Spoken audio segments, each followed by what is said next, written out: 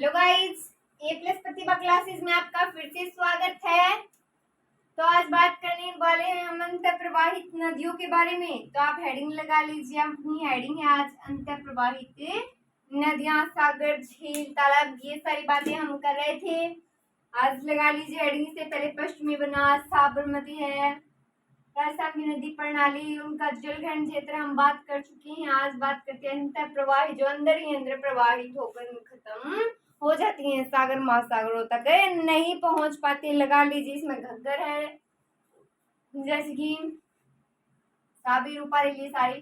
तो आप लगा लीजिए अंतर प्रवाहित नदियां। तो राजस्थान के अरावली के उत्तरी भाग में वर्षा की कमी के कारण मरुस्थलीय क्षेत्र, यानी कि ज्यादा मरुस्थल का भाग है, तो इस कारण ये अंतर प्रवाही नदियां पाई जाती हैं, जिनका पानी किसी सागर समुद्र से पहुंचने से पहले किसमें, भूमि में खत्म हो जाता है। कारण क्या है, मरुस्थल का क्षेत्र, वर्षा कम होती है तो वो सौंप लेती है, इतना ही उनमें पानी होता है, तो वो नदियां वही विलुप्त हो जाती हैं। तो ऐसी छोटी छोटी बरसाती नदियां भी जिनको बोल सकते हैं, बरसात के टाइम में ठीक ठाक पानी हो जाता है उनमें, क्योंकि ऊपर से बरसात होती है, जल्दी से वर्षा जल जमीन में नहीं सूख पाता, लेकिन जैसे जैसे वर्षा की कमी हो जाती है वो सूख जाती है। तो ये बात लिख लीजिए पहले, सबसे पहले लिख लीजिए अंतर प्रवाहित नदियां। उसके बाद बात करते हैं, लिखे अरावली में, लिख लीजिए जिनको नहीं पता ये बात, लिख लीजिए राजस्थान में,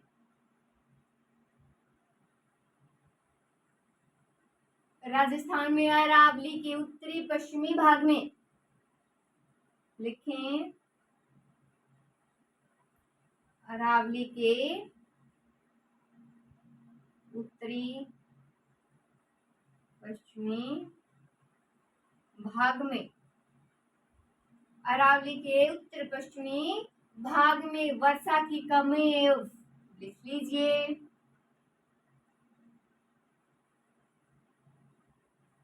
भाग में वर्षा की कमी,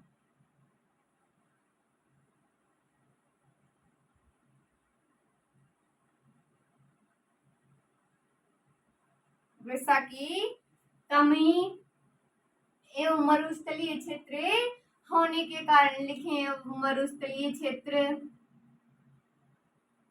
मरुस्थलीय क्षेत्र होने के कारण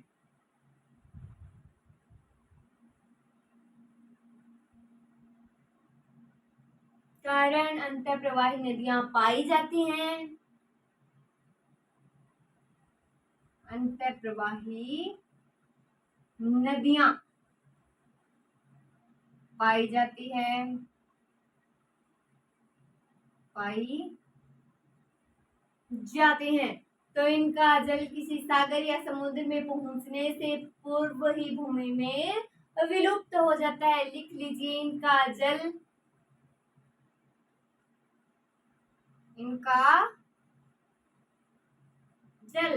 किसी सागर या समुद्र तक,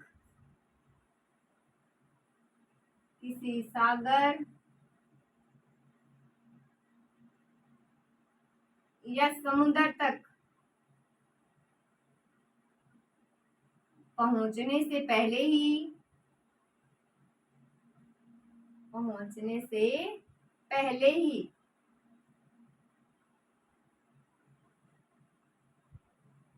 विलुप्त हो जाता है।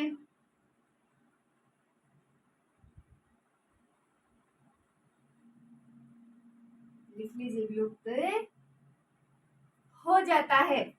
तो ऐसी छोटी छोटी बरसाती नदियों, राज्य के कुल लगभग बात करें तो अफवाह का कितना है, 60% है। लिख लीजिए ऐसी छोटी छोटी बरसाती नदियां, लिख लीजिए ऐसी छोटी छोटी बरसाती नदियां, छोटी छोटी बरसाती नदियां राज्य के कुल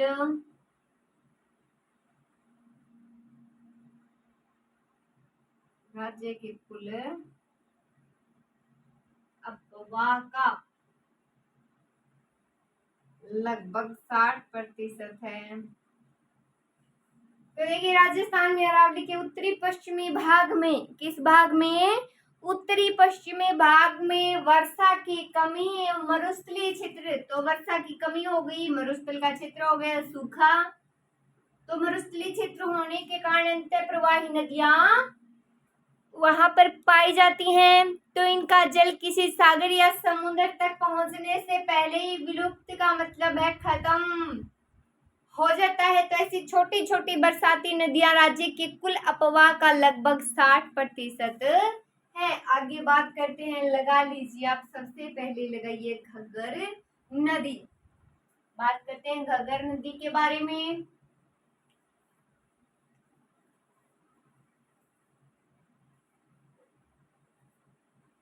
लगा लीजिए हेडिंग घग्गर नदी।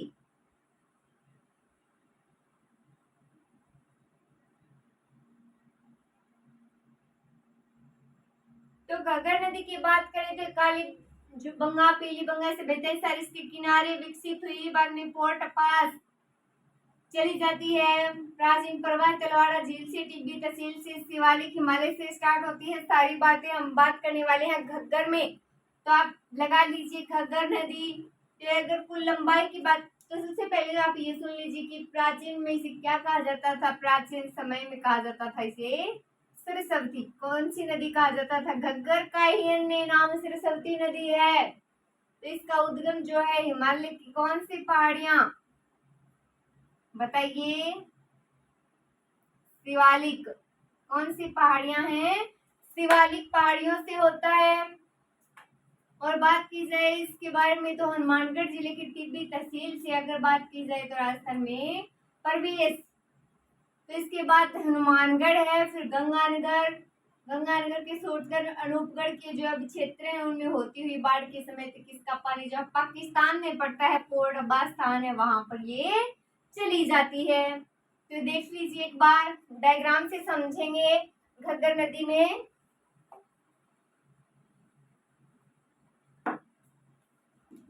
डायग्राम से देखिए एक बार।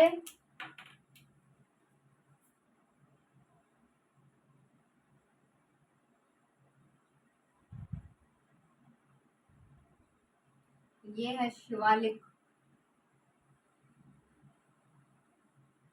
डायग्राम में तो ऐसा ही आता है बनाना, एक बार आपके समझने के लिए बनाया। तो ये क्या है? शिवालिक हिमालय है, और ये अंतिम है, अंतिम यानी कि पोर्ट अब्बास। तो लिख लीजिए पोर्ट अब्बास।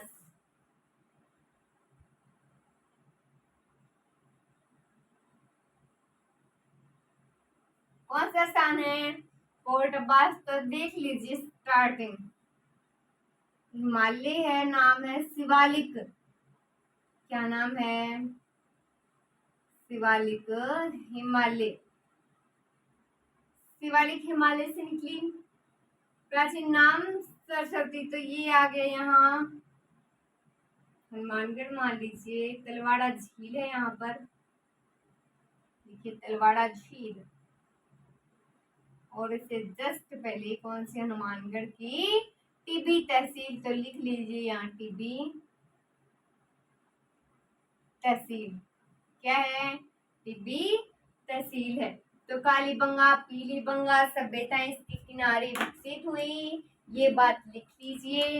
लिखे काली बंगा पीली बंगा सभ्यताएं, स्थान तो हनुमानगढ़ है, तो यहीं से लिखें काली बंगा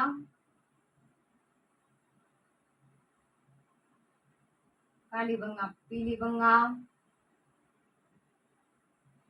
ये सभ्यताएं हैं इसके किनारे विकसित। और प्राचीन में इसका यानी कि प्रवाह जो था, इसका आने से क्या कहा जाता था? सरस्वती। तो लिख लीजिए प्राचीन सरस्वती।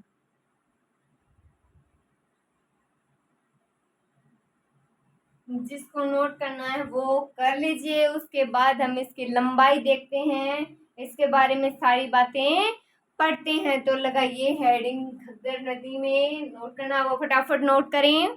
इसके बाद देखते हैं आगे। नोट कर लिया होगा आपने, तो देखिए जो लिखे हो साथ साथ नोट कर लीजिएगा। इसके बाद इसको दोबारा से समझेंगे, इसको याद करेंगे हम। तो लगा लीजिए हेडिंग। सबसे पहले क्या लिखना है आपको, लिखेंगे प्राचीन में से क्या माना जाता था, सरस्वती नदी माना जाता था। लिख लीजिए प्राचीन नाम,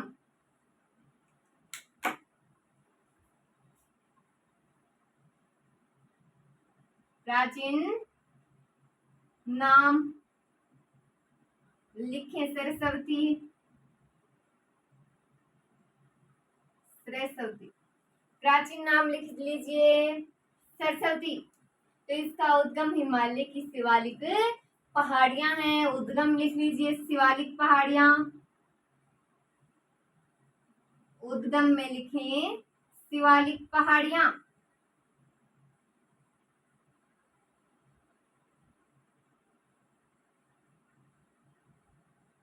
शिवालिक पहाड़ियां तो हनुमानगढ़ जिले में टीबी तहसील से प्रवेश करती है और इसके बाद हनुमानगढ़, गंगानगर, सूरतगढ़, अनूपगढ़ क्षेत्रों में होते हुए बाढ़ के समय तक इसका पानी कहाँ पहुंच जाता है, पाकिस्तान तक चला जाता है। तो ये बात लिखेंगे। इससे पहले आप लिख लीजिए इसकी कुल लंबाई 465 किलोमीटर। छोटी छोटी बात पहले लिख लीजिए, कुल लंबाई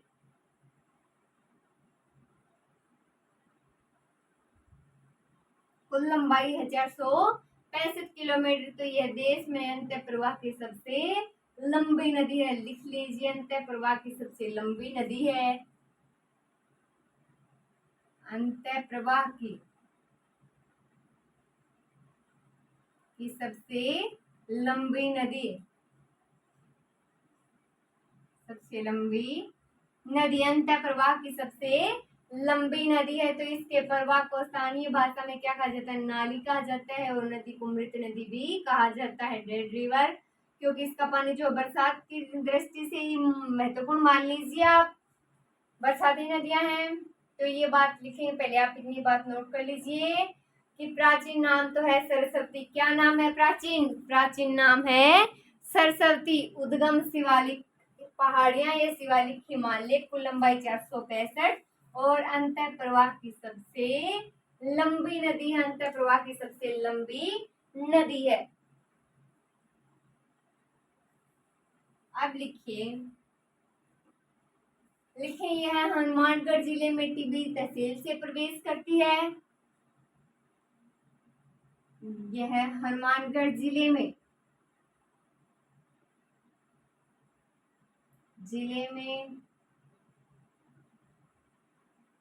टिब्बी तहसील से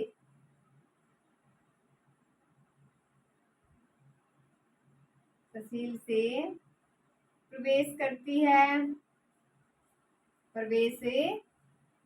है, लिख लीजिए बात, हनुमानगढ़ जिले में टिब्बी तहसील से प्रवेश करती है।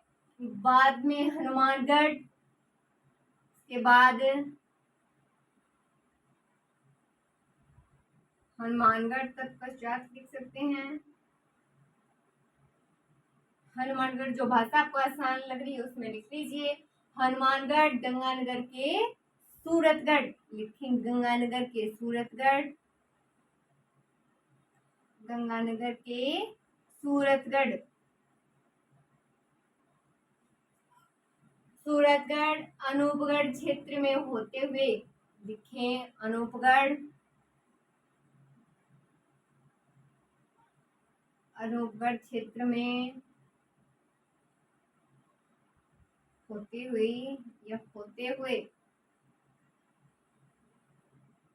हुए बाढ़ के समय इसका पानी या बाढ़ के समय इसका पानी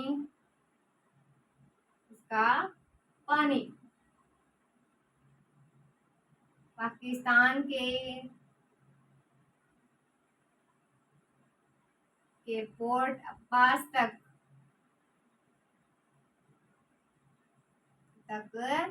पहुंच जाता है,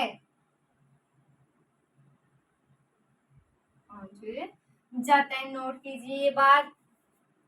तो देखिए घग्गर नदी हनुमानगढ़ जिले में टिब्बी तहसील से प्रवेश करती है। कहां से, टिब्बी तहसील से प्रवेश करती है। इसके बाद हनुमानगढ़, गंगानगर की सूरतगढ़, अनूपगढ़ क्षेत्र में होते हुए बाढ़ के समय तक इसका पानी पाकिस्तान के पोर्ट अब्बास तक पहुंच जाता है। आगे लिखे, इसमें मृत नदी वाली बात लिखेंगे। लिखिए, इसके प्रवाह क्षेत्र को स्थानीय भाषा में नाली कहा जाता है। लिखें, इसके प्रवाह क्षेत्र को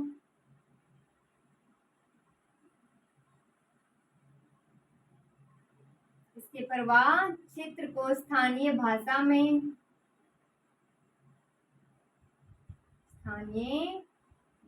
में नाली कहा जाता है।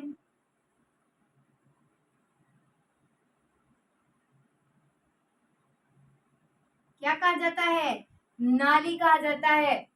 तो इस नदी को मृत नदी कहा जाता है। लिख लीजिए। एक उपनाम भी है इसका, मृत नदी। तो ये दोनों बातें नोट कर लीजिए। इसके बाद पढ़ेंगे साबी नदी। कौन सी नदी पढ़ेंगे? इसके बाद पढ़ेंगे साबी। तो देखिए, इसके प्रवाह क्षेत्र को स्थानीय भाषा में नाली कहा जाता है और उपनाम है इसका एक मृत नदी। मृत नदी कौन सी है? घग्गर है। तो अब लिख लीजिए आप साबी नदी। बात करते हैं साबी की। तो फटाफट हेडिंग लगा लीजिए, साबी।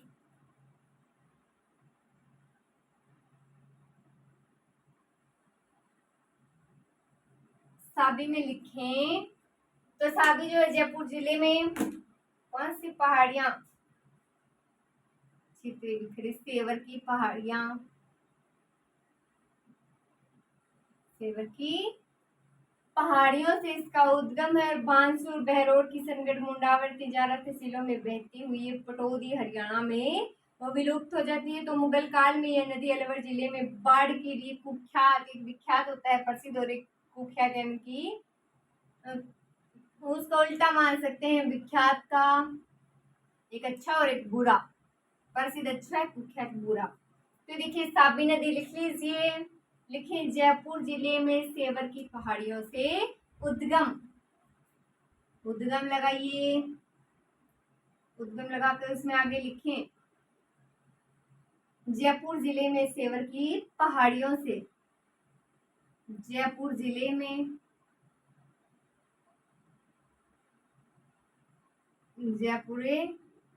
में सेवर की पहाड़ियों से।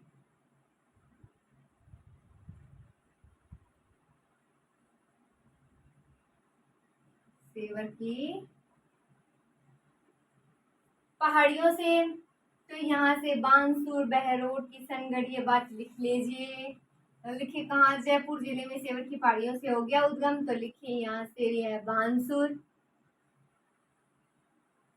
लिखें यहाँ से यह है बानसूर। कहाँ पर है? बानसूर, बहरोड,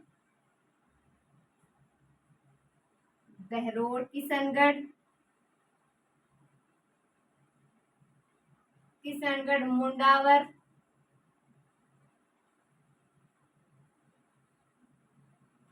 एवं तिजारा तहसीलों में बहती हुई। एवं तिजारा तहसीलों में बहती हुई। तिजारा तहसीलों में बहती हुई। लिखें, तिजारा तहसीलों में बहती हुई पटौदी हरियाणा में विलुप्त हो जाती हैं।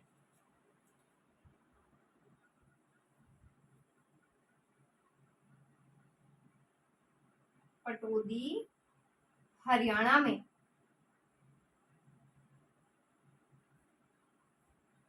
विलुप्त हो जाती है। नोट कीजिए बात। उद्गम जयपुर जिले में सेवर की पहाड़ियों से और यहाँ से बानसूर, बहरोड, किशनगढ़, मुंडावर एवं तिजारा तहसीलों में बहती हुई पटौदी हरियाणा में ये विलुप्त हो जाती है।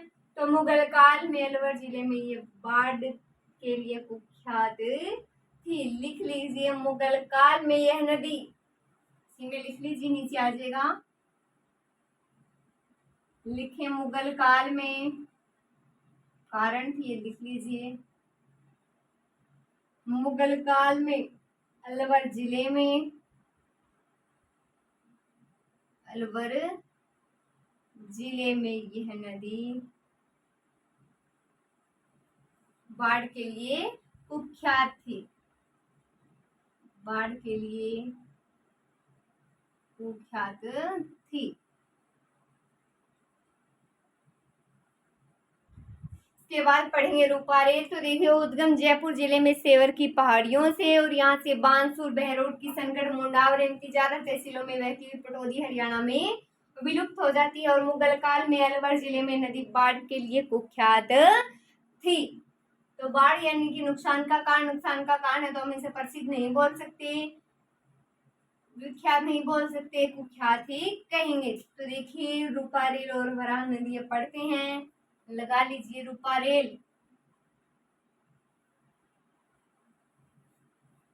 बात करते हैं रूपारेल की।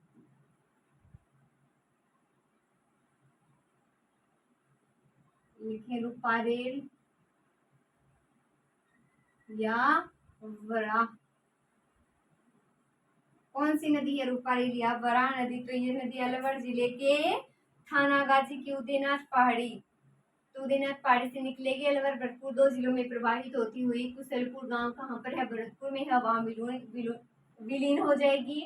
और भरतपुर की जो मोती झील है उसको जल रूपारेल नदी से ही मिलता है। और मोती झील से सुजानगंगा नहर निकालकर लोहागढ़ दुर्ग कहाँ पर स्थान है? भरतपुर, तो वहां की खाई में भरने की व्यवस्था भी की गई है। मोती झील को भरतपुर की जीवन रेखा कहा जाता है। ये सारी बातें नोट कर लेंगे इसमें, तो लगा लीजिए हेडिंग रूपारेल या वराह नदी। बात करते हैं, तो लिखें यह नदी अलवर जिले की उद्गम, लिख लीजिए या फिर सीधा लिख लीजिए। लिखें यह नदी अलवर जिले की, लिखें यह नदी अलवर जिले के, अलवर जिले के थानागाजी की उदयनाथ पहाड़ी से, थानागाजी की उदयनाथ, थानागाजी की उदयनाथ पहाड़ी से,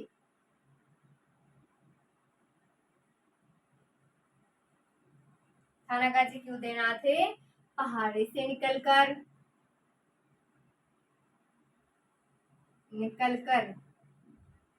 अलवर भरतपुर 2 जिलों में प्रवाहित होती हुई, लिखें अलवर भरतपुर 2 जिलों में,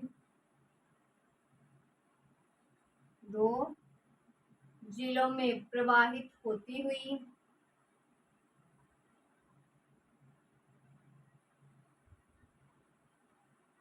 प्रवाहित होती हुई कुशलपुर गांव भरतपुर में विलीन हो जाती है। तो ये बात लिखें, होते हुए लिखें कुशलपुर गांव भरतपुर, कुशलपुर गांव भरतपुर में विलीन हो जाती है, विलीन हो जाती है।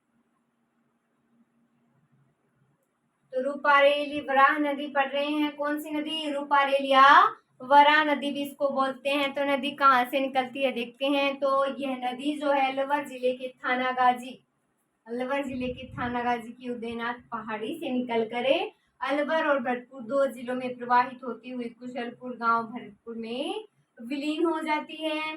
इसके बाद लिखते हैं आगे, पहले ये लिख लीजिए, लिखें आगे भरतपुर की मोती झील को, लिख लीजिए भरतपुर की मोती झील को भरतपुर की मोती झील को जल रूपारेल नदी से ही मिलता है। जल रूपारेल नदी से ही मिलता है, मिलता है। तो मोती झील से सुजान गंगा नहर निकालकर लोहागढ़ दुर्ग भरतपुर की खाई भरने की व्यवस्था की गई। ये बात लिख लेते हैं। इसके आगे लिख लीजिए, लिखिए मोती झील से, मोती झील से, मोती झील से सुजान गंगा, मोती झील से सुजान गंगा नहर निकालकर,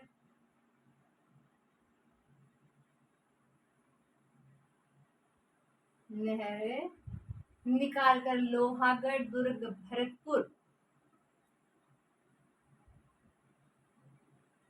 लोहागढ़ दुर्ग स्थान जिसको नहीं पता ब्रैकेट में लिख सकता है भरतपुर, लोहागढ़ दुर्ग की खाई भरने की, खाई भरने की व्यवस्था की गई है, की गई है। तो मोती झील को भरतपुर की जीवन रेखा भी कहा जाता है। जो लिखना चाहे वो लिख सकता है। लिख लीजिए मोती झील को, मोती झील को भरतपुर की, भरतपुर की जीवन रेखा कहा जाता है।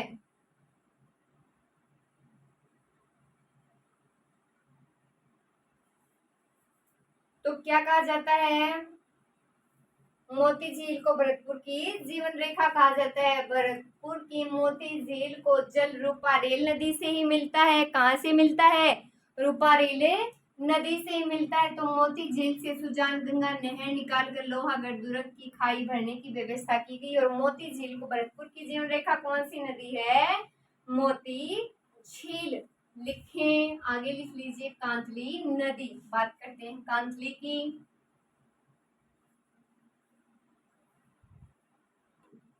लिख लीजिए कांतली।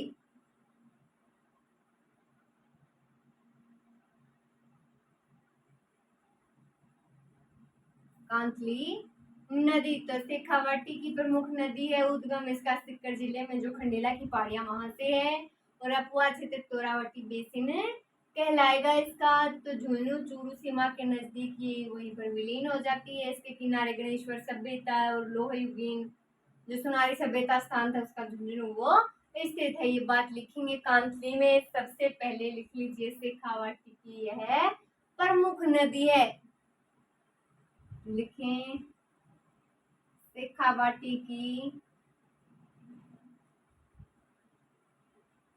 प्रमुख नदी है। ये शेखावाटी की प्रमुख नदी है। इसका उद्गम सिक्कर जिले में खंडेला की पहाड़ियां। उद्गम लगाकर लिख लीजिए। उद्गम सिक्कर जिले में, सिक्कर जिले में खंडेला की पहाड़ियां।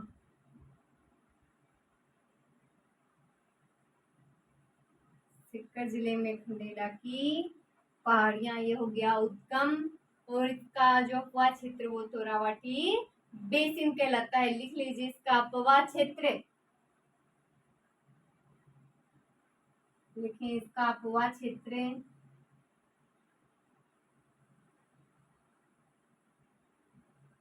क्षेत्र तोरावाटी बेसिन कहलाता है।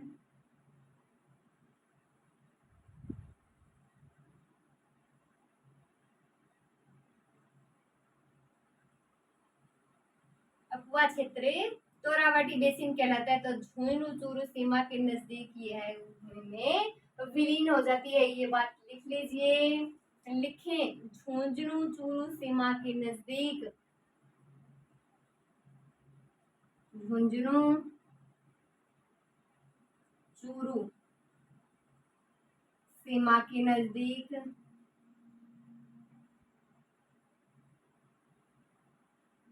विलीन किसमें होगी? भूमि में, नजदीक भूमि में विलीन हो जाती है।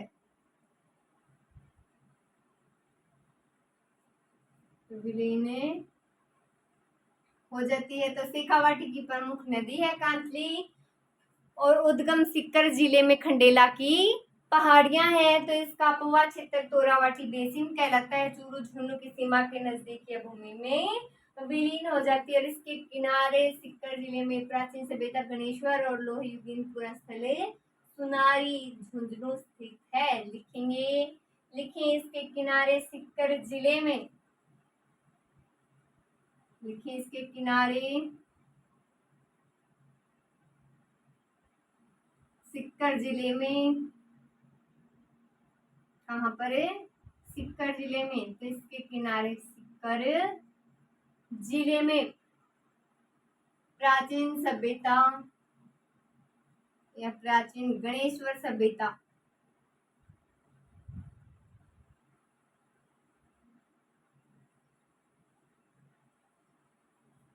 एवं लोहयुगीन पुरास्थल एवं लोहयुगीन सभ्यता लिख सकते हैं। पुरास्थल सुनारी झुंझुनू स्थित है। सुनारी का स्थान है झुंझुनू स्थित है। तो लिख लीजिए, शेखावाटी की प्रमुख नदी है, उद्गम सीकर जिले में खंडेला की पहाड़ियां। तो इसका अपवा क्षेत्र तोरावाटी बेसिन कहलाता है। झुंझुनू चूरू सीमा के नजदीक भूमि में विलीन, और इसके किनारे सीकर जिले में प्राचीन गणेश्वर सभ्यता और लोहयुगीन पुरास्थल कौन सी? सुनारी सभ्यता स्थित है। अब लिख लीजिए काकनी या काकनी नदी। पढ़ते हैं काकनी या काकनी, लिख लीजिए काकनी है,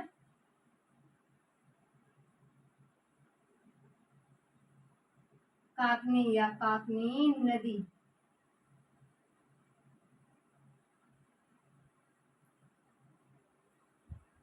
तो इसका उद्गम स्थल जैसलमेर से लगभग 27 किलोमीटर दक्षिण में कोटरी गांव है। लोदरवा जैसलमेर की नदी के किनारे है। तो नदी के रास्ते में बुद्ध झील का निर्माण करेगी, और मीठा खाड़ी नामक खंडी में विलुप्त, और स्थानीय लोग इसे मसूरी नदी कहते हैं। तो ये राजस्थान राज्य की सबसे छोटी अंतःप्रवाही नदी है।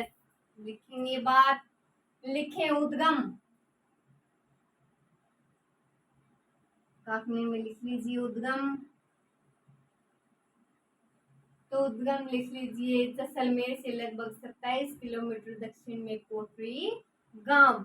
लिखें जैसलमेर से लगभग, जैसलमेर से लगभग 27 किलोमीटर दक्षिण में कोटरी गांव उद्गम हो गया। और लोदरवा जैसलमेर के किनारे बसे शहर, लिख लीजिए लोदरवा जैसलमेर किनारे बसा शहर।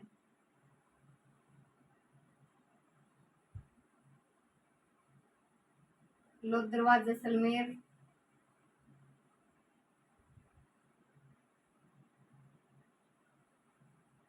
लोदरवा जैसलमेर। तो यह नदी रास्ते में बुद्ध झील का निर्माण करती है। लिख लीजिए, यह नदी रास्ते में बुद्ध झील का निर्माण करती है। बुद्ध झील का निर्माण करती है, निर्माण करती है। और मीठा खाड़ी नामक खंडेर में, और मीठा खाड़ी नामक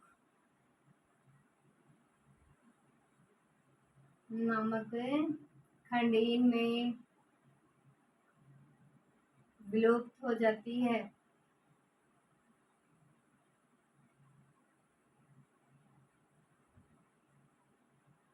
विलुप्त हो जाती तो इसे स्थानीय लोग मसूरदी नदी भी कहते हैं।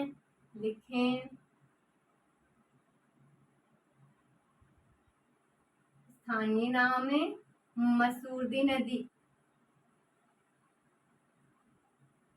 मसूरदी नदी है इसका स्थानीय नाम। तो देखिए, सबसे पहले उद्गम देखिए, जैसलमेर से लगभग 27 किलोमीटर दक्षिण में कोटरी गांव। जैसलमेर से लगभग कितना, 27 किलोमीटर दक्षिण में कोटरी गांव। तो किनारे बसा शहर है लोद्रवा। जैसलमेर कौन सा है, लोद्रवा। जैसलमेर तो रास्ते में बुद्ध झील का निर्माण करती है और मीठा खाड़ी नामक खड़ी में विलुप्त हो जाती है। स्थानीय नाम है मसूरदी नदी। क्या नाम है, स्थानीय नाम है मसूरदी नदी। आगे लिखिए, मेथा मेंथा नदी।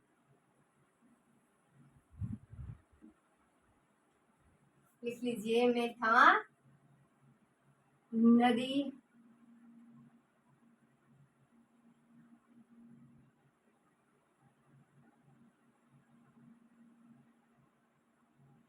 तो मनोहरपुर जयपुर से निकलकर जयपुर नागौर जिलों में बहती हुई सांबर झील में उत्तर दिशा में गिरती है। तो सांबर झील में गिरने वाली सबसे लंबी नदी है। खंडेला और खारी इसकी सहायक है। प्रसिद्ध जैन तीर्थ जो है लूंबा नागौर तो मेथा नदी के किनारे ही वो स्थित है। तो ये बात लिखेंगे, पहले लिख लीजिए आप मेथा नदी, फिर उसमें लिखना स्टार्ट करें।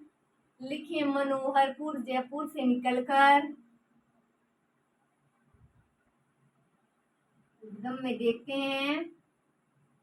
लिखिए, मनोहरपुर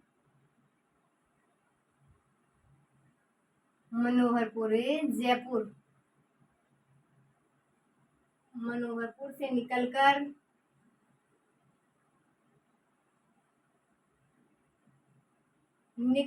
जयपुर व नागौर जिलों में, जयपुर व नागौर जिलों में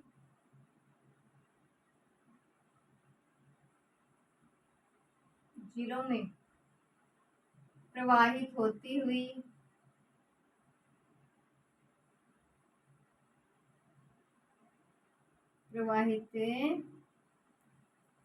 हुई यह नदी सांबर झील में, लिखें, यह नदी सांभरे झील में उत्तर दिशा में गिरती है। उत्तर दिशा से, किस दिशा से गिरेगी, उत्तर दिशा से गिरती है। उत्तरी दिशा से गिरती है। तो यह सांबर झील में गिरने वाली सबसे लंबी नदी है। लिख लीजिए बात, यह सांबर झील में, सांभर झील में गिरने वाली सबसे लंबी नदी है।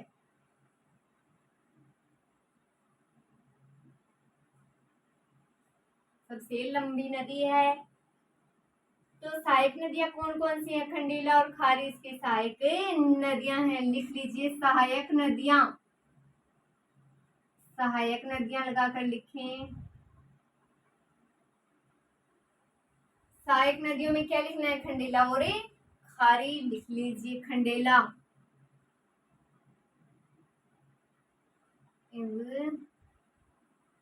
खंडेला एवं खारी।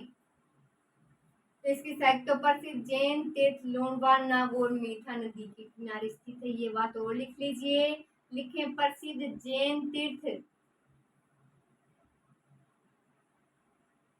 प्रसिद्ध जैन तीर्थ, प्रसिद्ध जैन तीर्थ लूणबा नागौर। जिनको नहीं पता वो लिख लीजिए, लूणबा कहाँ है, नागौर तो मेथा नदी के किनारे स्थित है। नदी के किनारे स्थित है।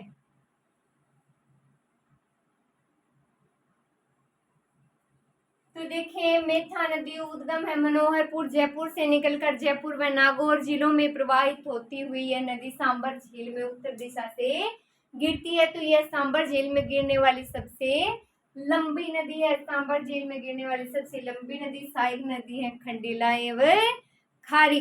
तो प्रसिद्ध जैन तीर्थ लोणवा मेथा नदी के किनारे स्थित है। एक बार फिर से कर लीजिए रिवाइज। तो उद्गम मनोहरपुर जयपुर से निकलकर जयपुर व नागौर जिलों में प्रवाहित होती हुई यह नदी सांबर झील में उत्तर दिशा से गिरती है और यह सांबर झील में गिरने वाली सबसे लंबी नदी है। सहायक नदियां हैं खंडेला और खारी और प्रसिद्ध जैन तीर्थ लूणवा मेथा नदी के किनारे है। लूणवा कहाँ? नागौर। तो आगे लिख लीजिए रूपनगढ़। लिखिए रूपनगढ़ नदी का नाम है रूपनगढ़।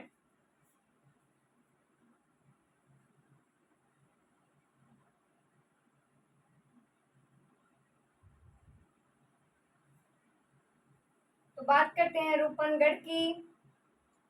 तो रूपनगढ़ में पहले सुन लीजिए। तो रूपनगढ़ की बात करें तो किशनगढ़ अजमेर से निकलकर अजमेर जयपुर जिलों में प्रवाहित होती हुई दक्षिण दिशा की ओर से सांबर झील में गिरती है। तो निम्बार्क संप्रदाय की प्रधान पीठ कहाँ है? सलेमाबाद। तो सलेमाबाद अजमेर इसी नदी के किनारे स्थित है। ये बात नोट करेंगे। तो लिखें सबसे पहले रूपनगढ़ और रूपनगढ़ में लिखें उद्गम। उद्गम लिखें और उद्गम में लिखें इसके बाद लिखें किशनगढ़ अजमेर से निकलकर। किशनगढ़ अजमेर से निकलकर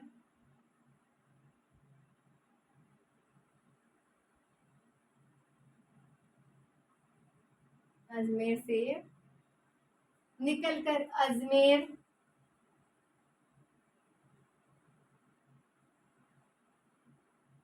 जयपुर जिलों में प्रवाहित होती हुई जयपुर जिलों में प्रवाहित होती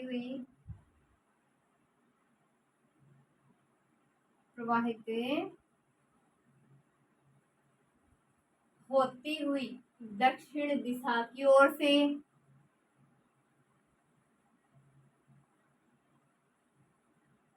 दक्षिण दिशा की ओर से सांभर झील में गिरती है।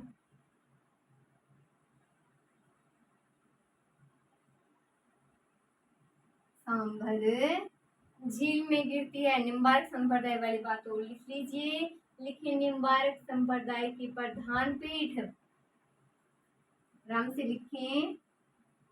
निम्बार्क संप्रदाय की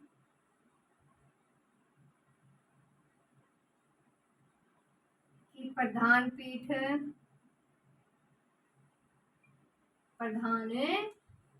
सलेमाबाद।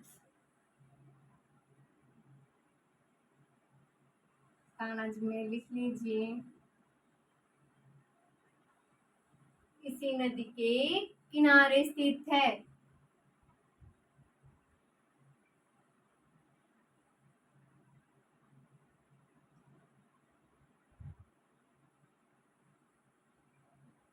हो गई बात रूपनगढ़ की। तो देखिए किशनगढ़ अजमेर से निकलकर अजमेर जिलों में कहाँ पर? अजमेर जिलों में प्रवाहित होती हुई दक्षिण दिशा की ओर से सांभर झील में गिरती है और निम्बार्क संप्रदाय की प्रधान पीठ सलेमाबाद। निम्बार्क संप्रदाय की प्रधान पीठ सलेमाबाद अजमेर इसी नदी के किनारे स्थित है। आगे लगा लीजिए कुकुंद नदी। बात करते हैं कुकुंद नदी की। लगाएं हेडिंग कुकुंद नदी।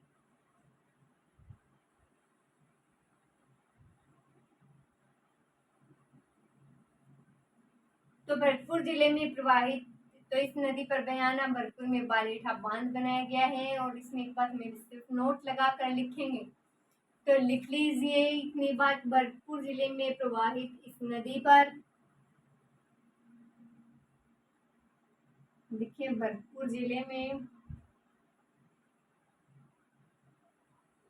प्रवाहित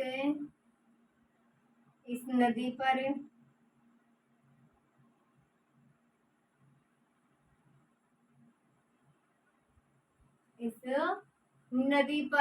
बयाना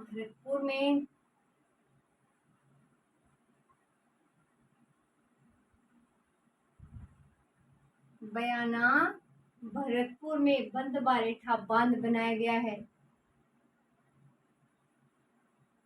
बंद बारेठा बांध बनाया गया है।